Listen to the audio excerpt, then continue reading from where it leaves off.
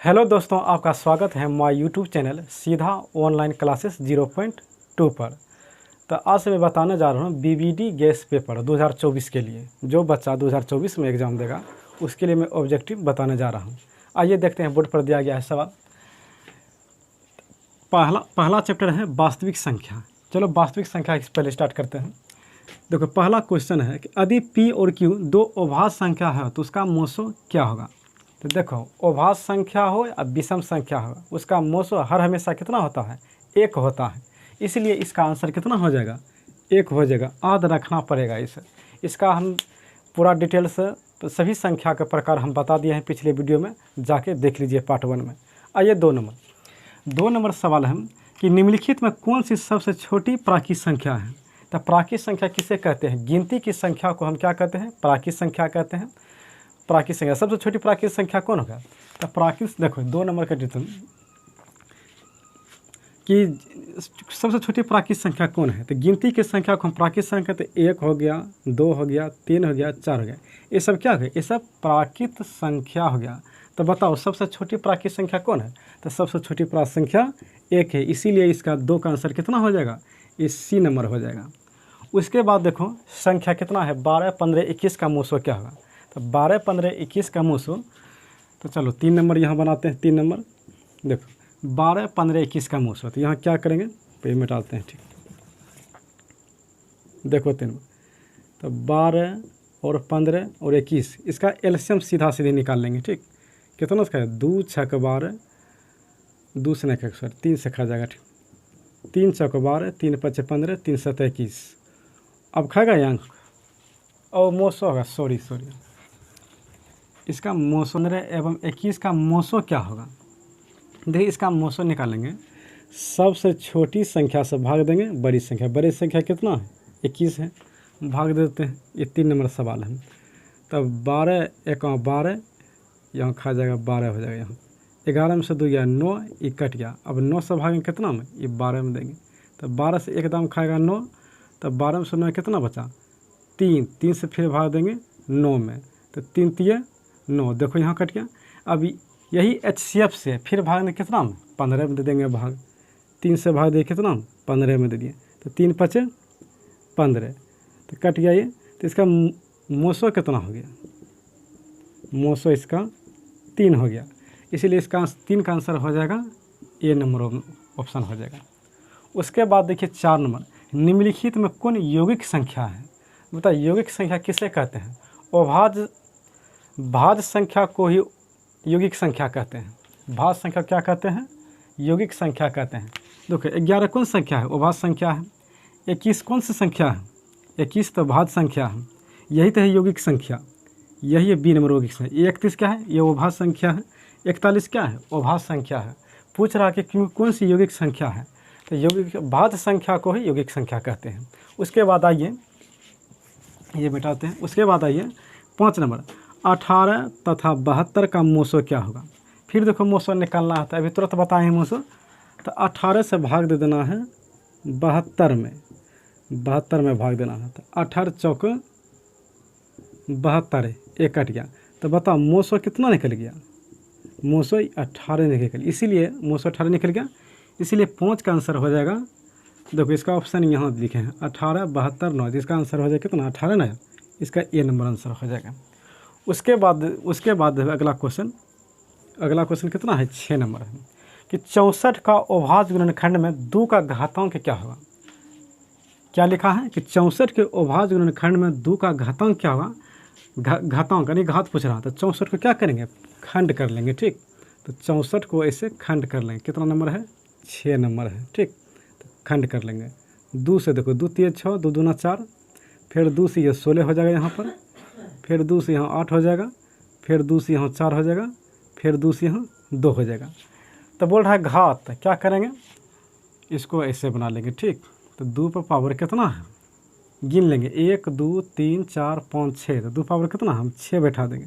तो कितना आ गया? 2 पावर 6, यानी कि घात कितना आ गया इसका? 6 आ गया। फिर से देखो 64 के अभाज्य गुणनखंड में 2 का घातांक क्या होगा? तो 64 को खंड कर लेंगे। उसके बाद गिन लेंगे यहाँ 1 2 3 4 5 6, 2 पर घात हम 6 बैठा देंगे। तो घात ही पूछ रहा है, इसलिए इसका आंसर हो जाएगा 6। उसके बाद है कि निम्नलिखित में कौन अभाज्य संख्या है। देखो अभाज्य संख्या की परिभाषा क्या है, एक से बड़ी होना चाहिए, स्वयं से भाग लगे और दुनिया की किसी संख्या से भाग नहीं लगे, हम उसे क्या कहते हैं, अभाज्य संख्या कहते हैं। ऐसे अभाज्य संख्या का हम अगले वीडियो में इसका डेफिनेशन हम दे दिए हैं, फिर भी हम बताते हैं यहाँ निम्नलिखित में से कौन अभाज्य संख्या है, क्या होगा यहाँ, इसलिए इसका आंसर हो जाएगा यहाँ 33, 39, 38, 31। तो इसका आंसर हो जाएगा, देखो 33 क्या है, भाज्य संख्या है, 39 भी भाज्य संख्या, 38 भी भाज्य संख्या, इसलिए इसका आंसर डी हो जाएगा। ये अब देख लेते हैं 8 नंबर सवाल। 8 नंबर कहता है कि 156 के अभाज्य गुणनखंड में 2 का घातांक क्या होगा। तो देखो इसका 156 को खंड कर लेंगे, 156 को क्या करेंगे, पहले हम खंड कर लेंगे। ये 8 नंबर सवाल है, ठीक। तो खंड कर लेते हैं, 2 7 14, 2 8 16, 2 3 6, 2 9 18, 3 से खाएगा 3 से 13 दाम। तो पूछ रहा है कि 2 का घात क्या होगा, तो गुना कर लेंगे, ठीक। 156, देखो 1 2 3, 1 2 की स्क्वायर, यहाँ हो गया 3, यहाँ 13। तो देखो इसमें पूछ रहा है कि 2 का घात क्या होगा, तो 2 का घात कितना है, 2 है, इसीलिए इसका आंसर कितना आ गया, 2 आंसर आ गया। 8 नंबर कंप्लीट हो गया। उसके बाद देखो 9 नंबर, निम्नलिखित में कौन सा युग्म सह अभाज्य है। तो सह अभाज्य किसे कहते हैं, देखो दो प्राकृत संख्या का ऐसा युग्म जोड़ा जिसका HCF 1 निकलता है, वो क्या कहलाता है, सह अभाज्य संख्या कहलाता है। चलो 14 और 35 का मोसो कितना होगा, देखो 14 और 35 सहभाज्य संख्या है, नहीं है, ठीक, क्योंकि 35 जो है 7 से भी कटता है, 5 से भी कटता है, इसलिए सहभाज्य संख्या नहीं होगा, ठीक ना। इसका मोसो 1 नहीं निकलेगा, ये नहीं होगा। 18 25, चलो पहले इधर देख लेते हैं। देखो 13 52, तो 13 52 का 13 52 सहभाज्य संख्या है, नहीं है सहभाज्य संख्या, क्योंकि ये 13 चौक 52, यानी कि 4 से भी कटता है, 13 से भी कटता है, ये भी नहीं होगा। 21 84 देख लेते हैं, क्या सहभाज्य संख्या है, नहीं है, क्योंकि 21 84 21 से भी भाग लग जाता है, 3 से भी लग जाता है और 84 से भी लग जाता है, इसलिए इसका आंसर हो जाएगा बी क्यों है कि 18 और 25 का HCF 1 निकलता है। सह अभाज्य का परिभाषा भी है कि आदि 2 प्राकृत संख्या जिसका मोसो कितना 1 निकलता है, उसे कहते हैं सहभाज्य संख्या, इसीलिए इसका आंसर 18 और 25 हो गया। उसके बाद है 10 नंबर, उसके बाद 10 नंबर सवाल है कि √12 का परिमेयीकरण गुणांक क्या है। देखो ऑप्शन है √3, √2, √6, 2√3। तो देखो ये बनाते हैं सवाल, ठीक। 10 नंबर सवाल है कि √12 का परिमेयीकरण गुणांक, तो पहले √12 को हम खंड कर लेते हैं, ठीक, इसको वर्गमूल निकाल लेते हैं इसका। तो क्या हो जाएगा इसका खंड, 2 दूना 4, 4 दूना 8, रुको 2 दूना 4, 4 3 12, 12 को पहले खंड कर लेंगे। देखो 2 6 12, 2 3 6, तो 12 का खंड करेंगे कितना निकलेगा, देखो 2 के यहाँ स्क्वायर होगा, यहाँ 3, वर्गमूल इसी तरह निकालते हैं कि जोड़ा लगा के, तो जिसका जोड़ा है वह बाहर निकलेगा, तो 2 का जोड़ा है बाहर निकलेगा, अंदर में कौन रह गया 3। तो यही पूछ रहा है कि √12 का परिमेयीकरण गुणांक क्या है। देखो परिमेयीकरण गुणांक क्या है, ऑप्शन में क्या हो जाएगा, तो देखो परिमेयीकरण का गुणांक कितना है, √3 है, इसलिए इसका आंसर हो जाएगा ए नंबर हो जाएगा। इसका आंसर मिला लेते हैं गेस पेपर से, इसका आंसर है 10 का ये, ठीक है, इसका आंसर हो जाएगा 10 का 1। उसके बाद है 12 नंबर प्रश्न, देखो हाँ 11 नंबर, निम्नलिखित में कौन परिमेय संख्या है। अब देखो इसमें निम्नलिखित कौन परिमेय संख्या है, परिमेय संख्या करण देखो देख लेते हैं, इसका गुण है परिमेय संख्या के। देखो एक परिमेय संख्या, एक अपरिमेय संख्या, तो हर हमेशा अपरिमेय ही संख्या होगा, योग हो या अंतर हो गुणन हो, क्या होता है वो परिमेय ही संख्या होता है। जैसे देखो एक परिमेय संख्या है, एक अपरिमेय संख्या, तो क्या होगा, ये अपरिमेय संख्या होगा। यहाँ आंसर पूछ रहा है कि परिमेय संख्या कौन है, तो परिमेय से देखो 10 प्लस √100, तो इसको जब हल करेंगे, देखो इसमें मिटाते हैं यहाँ पर, देखो 11 नंबर प्रश्न देखो, निम्नलिखित कौन परिमेय संख्या है? तो पहला ऑप्शन है देखो, एक परिमेय संख्या और परिमेय संख्या अगर योग रहे तो हर हमेशा ये परिमेय संख्या होता है, ये नहीं होगा। चलो इस बी नंबर छोड़ते हैं, सी नंबर देखते हैं पहले। देखो एक परिमेय संख्या एक अपरिमेय संख्या है, क्या का अपरिमेय संख्या ही होगा। उसके बाद देखो 5 + √5 एक परिमेय संख्या है, एक अपरिमेय संख्या आता है। हर हमेशा क्या होगा, ऐसा परिमेय संख्या और अपरिमेय संख्या रहे और योग अंतर रहे तो हमेशा अपरिमेय ही संख्या होता है। चलो अब बी नंबर ऑप्शन देखते हैं। बी नंबर देखो 10 है, 10 परिमेय संख्या है और √100 का कितना वर्गमूल निकलता है? 10। देखो अब क्या होगा, देखिए 10 10 20 हो गया, तो 20 क्या है? परिमेय संख्या है। परिमेय संख्या की डिफिनेशन हम अगले वीडियो में दे दिए हैं, जाके पढ़ लेना। परिमेय 20 क्या होगा? परिमेय संख्या होगा, इसलिए 11 का आंसर कितना हो जाएगा? बी हो जाएगा। उसके बाद देखो 13 नंबर, निम्नलिखित में कौन अपरिमेय संख्या नहीं है? देखो इसमें अपरिमेय संख्या नहीं है, 3 परिमेय संख्या होगा और इसमें 4 में से एक अपरिमेय संख्या नहीं होगा। देखो 2 + √3 कौन संख्या है? अभी तुरंत बताएं कि परिमेय संख्या अपरिमेय संख्या का योग क्या होता है? अपरिमेय संख्या होगा, इसलिए अपरिमेय संख्या है। देखो 5 - √3 देखो अंतर है, ये भी अपरिमेय ही संख्या होगा, ठीक। उसके बाद है √3 √5 दोनों परिमेय संख्या है, योग रहे अंतर रहे या भाग रहे क्या होगा? वो परिमेय ही संख्या होगा। अब डी नंबर ऑप्शन है, डी नंबर चलो 13 का बनाते हैं। डी नंबर ऑप्शन क्या है? √12 है और यहाँ क्या है? √3 है। इसको हम ऐसे भी लिख सकते हैं ना, एक रूट में हम लिख सकते हैं 12/3, तो 3 से कितना बार में कटेगा? 4 बार में कटेगा, तो हो गया कितना? √4। 4 का वर्गमूल कितना निकलता है? 2। तब देखो तो क्या परिमेय संख्या को अपरिमेय संख्या है, इसीलिए कहाँ पर है?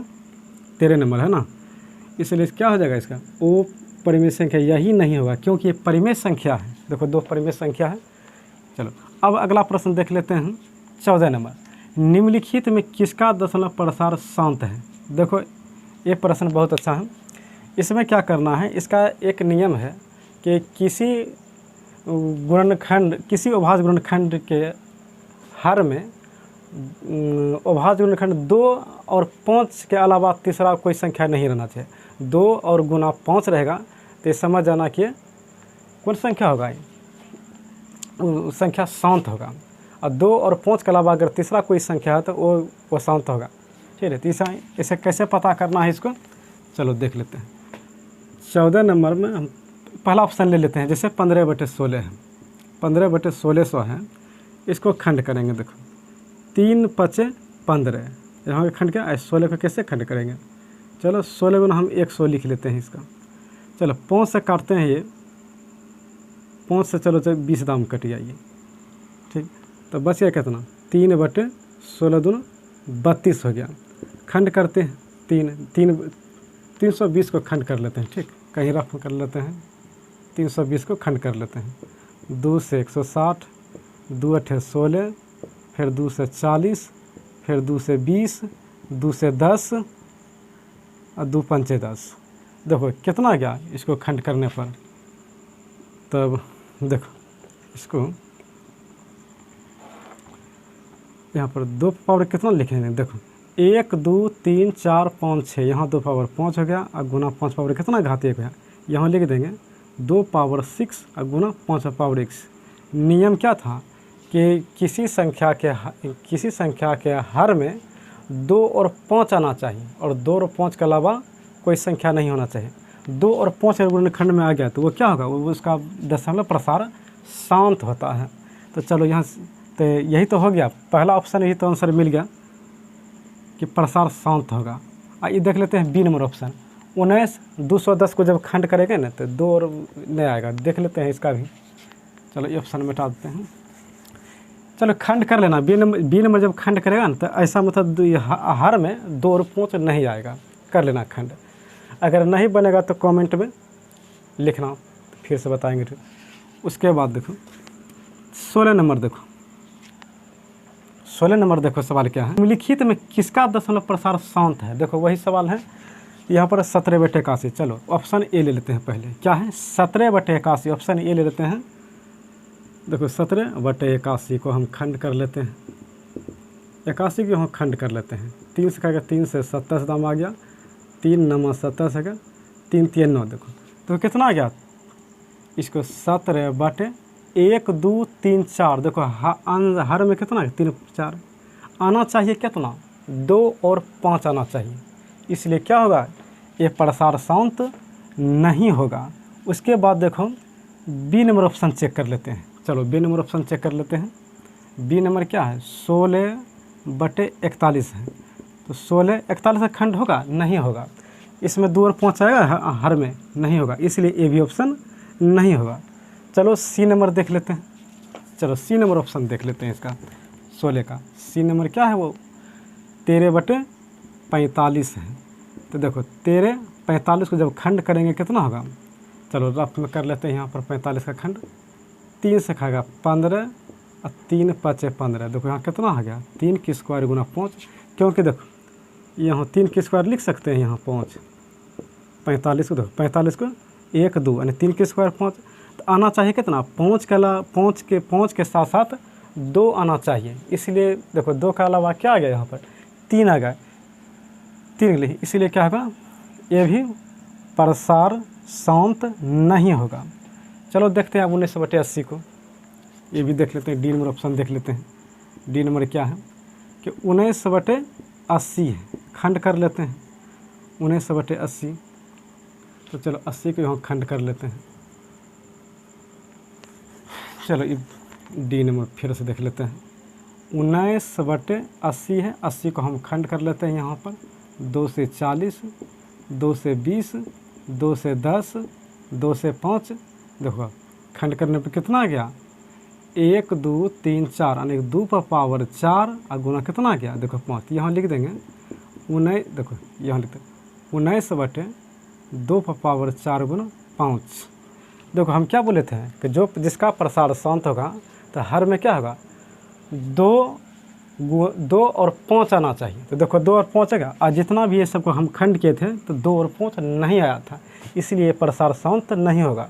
और जब ये खंड किए 19 बटे 80 क्या आ गया 2 और 5 आ गया, तो ये क्या होगा निम्नलिखित में किसका दूसरा प्रसार शांत है, तो ये 19 बटे 80 का प्रसार शांत है। अब देख लेते हैं 16 नंबर।